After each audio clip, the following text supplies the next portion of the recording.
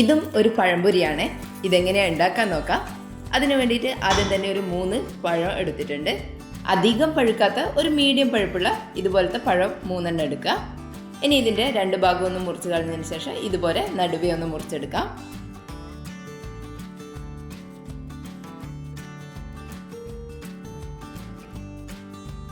ഇനി ഇത് നമുക്ക് ആവിയിലൊന്ന് പുഴുങ്ങിയെടുക്കാം. നമ്മൾ ഉന്നക്കായെല്ലാം ചെയ്യാൻ വേണ്ടിയിട്ട് ഇതുപോലെ പുഴുങ്ങിയെടുക്കുമല്ലോ, അതുപോലെ തന്നെ ഈ പഴം ഒന്ന് പുഴുങ്ങിയെടുക്കാം.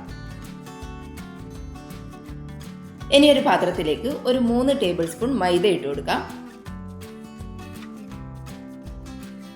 ഇനി ഇതിലേക്ക് 1 കപ്പ് വെള്ളം ഒഴിച്ചിട്ട് ഒരു ബാറ്റർ ആക്കിയിട്ടെടുക്കാം. പഴംപൊരിക്കെല്ലാം വേണ്ടിയിട്ട് മൈദ കലക്കിയെടുക്കൂലേ, അതുപോലെ തന്നെ ഇതും ഒന്ന് കലക്കിയെടുക്കാം.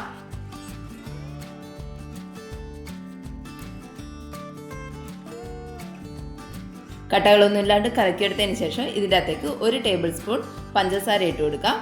കൂടെ തന്നെ 1 നുള്ളു ഉപ്പും 1/4 ടീസ്പൂൺ മഞ്ഞൾപ്പൊടിയും കൂടി ഇട്ട് കൊടുക്കാം. ഇനി ഇതും കൂടി നന്നായിട്ടൊന്ന് കലക്കിയെടുക്കാം.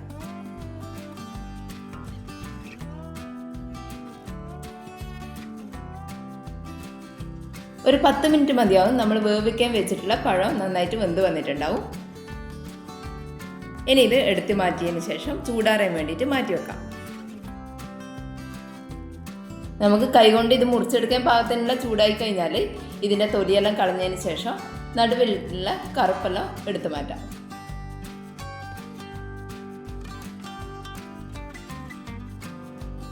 മുഴുവൻ പഴം ഇതുപോലെ തന്നെ ചെയ്തെടുക്കാം. ഇനി ഇതൊന്ന് ഉടച്ചെടുക്കാം. ഒട്ടും കട്ടകളൊന്നും ഇല്ലാണ്ട് വേണം ഉടച്ചെടുക്കാൻ വേണ്ടിയിട്ട്. ചൂടോടുകൂടി ഇതുപോലെ ചെയ്തു കഴിഞ്ഞാൽ പെട്ടെന്ന് ഉടച്ചെടുക്കാൻ പറ്റും. ഇതുപോലെ ഉടച്ചെടുക്കാൻ ബുദ്ധിമുട്ടുണ്ടെന്നുണ്ടെങ്കിൽ മിക്സീൻ്റെ ജാറിലിട്ടിട്ട് ഒന്ന് പൾസ് ചെയ്തിട്ടെടുത്താൽ മതി.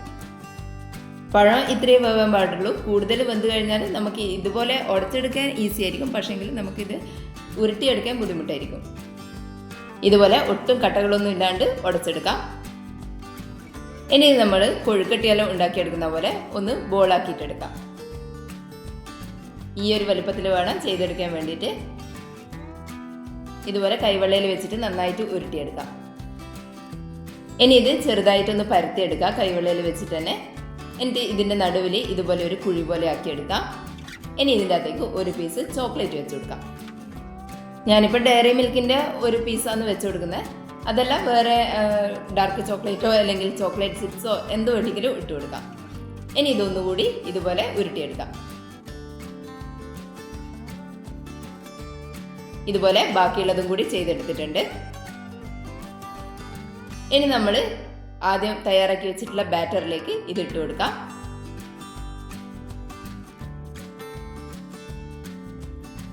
മൈദേൻ്റെ ബാറ്ററിൽ നന്നായിട്ട് കോട്ട് ചെയ്തെടുത്തതിന് ശേഷം ഇത് ബ്രെഡ് ക്രംസിൽ ഇട്ട് കൊടുക്കാം.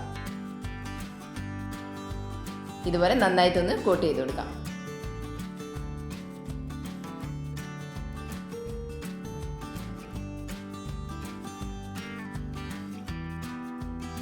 ഇതുപോലെ ബാക്കിയുള്ളതും കൂടി ചെയ്തെടുക്കാം. ഇനി ഒരു പാത്രത്തിൽ എണ്ണയൊന്ന് ചൂടാകാൻ വേണ്ടിയിട്ട് വെക്കാം. എണ്ണ നന്നായിട്ട് ചൂടായി കഴിഞ്ഞാൽ ഇത് ഓരോന്ന് എണ്ണയിലേക്ക് ഇട്ട് കൊടുക്കാം.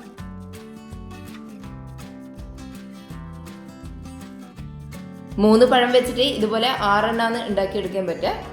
കൂടുതൽ വേണമെന്നുണ്ടെങ്കിൽ കൂടുതൽ പഴം എടുത്താൽ മതിയാവും. ഇതിൻ്റെ അകത്ത് നമ്മൾ വേറെ ഒന്നും ചേർക്കുന്നില്ല, വെറും പഴം വെച്ചിട്ടാണ് ചെയ്തെടുക്കുന്നത്. പഴത്തിൽ വേറെ ഒന്നും മിക്സ് ചെയ്യുന്നില്ല. അതുകൊണ്ട് പഴം കൂടുതൽ എടുത്തു കഴിഞ്ഞാൽ ഇതുപോലത്തെ കൂടുതൽ എണ്ണം ഉണ്ടാക്കിയെടുക്കാം. ചെറുതായിട്ടൊന്ന് കളർ മാറി വരുമ്പോൾ ഇതുപോലെ മറിച്ചിട്ട് കൊടുക്കാം. 2 ഭാഗവും നന്നായിട്ട് മൊരിഞ്ഞ് വന്നു കഴിഞ്ഞാൽ എണ്ണേൻ്റെ അകത്ത് നിന്ന് കോരി മാറ്റാം. ഈ ഒരു കളറിൽ വേണം കിട്ടാൻ വേണ്ടിയിട്ട്. പുറം ഭാഗം നന്നായിട്ട് മൊരിഞ്ഞിട്ടുണ്ടാവണം. ഓരോ ഭാഗവും കളർ മാറുന്നതിനനുസരിച്ചിട്ട് ഇതുപോലെ മറിച്ചിട്ട് കൊടുക്കാം. ഇനി ഇത് എണ്ണേൻ്റെ അകത്ത് നിന്ന് കോരി മാറ്റാം.